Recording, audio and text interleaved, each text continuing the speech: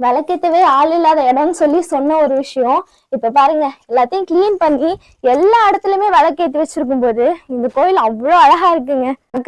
ஆளே இல்லாம ரொம்ப மோசமா சிதைவடைஞ்சு போய் இருந்த ஒரு கோயில் இப்ப சுத்தம் பண்ணதை வச்சு பார்க்கும்போது இங்க பாருங்க எவ்வளவு அழகா இருக்கு.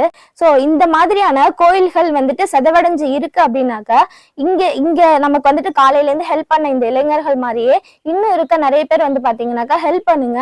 அது மட்டும் இல்லாம நீங்களே வாலண்டியரா எடுத்து இந்த மாதிரியான விஷயங்களை வந்துட்டு பண்ணலாம். ஏன்னு கேட்டீங்கன்னா நாங்க வந்து போய் யாரையுமே இன்வைட் பண்ணவே கிடையாது. பட் ஆனா அவங்களாவே இந்த விஷயம் நாங்க பண்ணிட்டு இருக்கோம்ன்றது தெரிஞ்சு நிறைய பேர் வந்து அவங்க பண்ணும்போது யார் என்ன வேலை பாக்குறாங்கன்னே தெரியல, அப்படியே இப்படின்றதுக்குள்ள எல்லா வேலையுமே முடிஞ்சிருச்சு அப்படின்ற மாதிரியான ஒரு ஃபீல் வந்து கிடைச்சிச்சு.